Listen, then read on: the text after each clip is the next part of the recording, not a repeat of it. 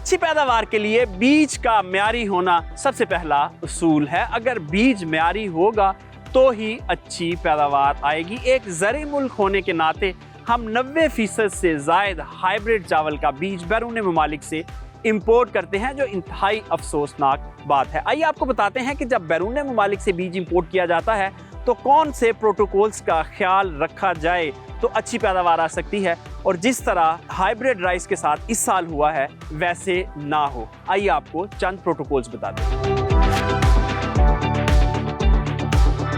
Hybrid चावल का 90% से ज़ायद बीज बैरून ममालिक से इंपोर्ट किया जाता है, मगर बदकिस्मती ये कि हम गैर धरती से आए हुए बीज को पाकिस्तानी आबो हवा और दर्जा हरारत के साथ स्टैंडर्ड्स के मुताबिक मानूस भी नहीं करते कि वो मकामी मौसमी हालात का मुकाबला कर सके।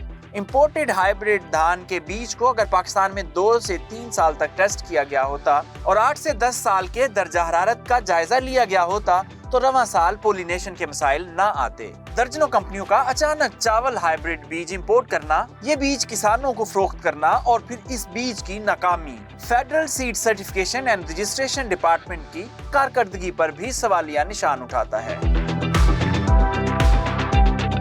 किसान भाइयों, जब आप इस बात की तसल्ली कर लें कि आपके दाने में भराई नहीं हो रही और 80% तक दाने खाली हैं, तो इसका मतलब ये है कि आपकी पैदावार बिल्कुल कम आने वाली है। तो उसका एक बचाव का तरीका ये है कि जहाँ से आपके दाने सिट्टे शुरू होते हैं वहाँ से रख के इस फसल को आप ऐसे काटेंगे, और किसान भाई उसके बाद आपने इस फसल को फी एकड़ के हिसाब से 1 बैग नाइट्रोफास खाद का डालना है, और ठीक 10 दिन बाद 10 से 15 दिन बाद आपने बोरान का स्प्रे कर देना है सारी फसल को, और अगर आपकी जेब इजाज़त दे तो आधा बैग SOP डाल देना है इस कटाई के 1 माह बाद। तो उसके बाद आप देखेंगे कि ये जो आपका पौधा है ये आहिस्ता आहिस्ता ऊपर आएगा और इसकी रिप्रोडक्टिव स्टेज दोबारा से शुरू हो जाएगी। इससे उतनी पैदावार नहीं आएगी जो पहले काट में आती है, लेकिन कम से कम आपका जो नुकसान है वो कवर हो जाएगा।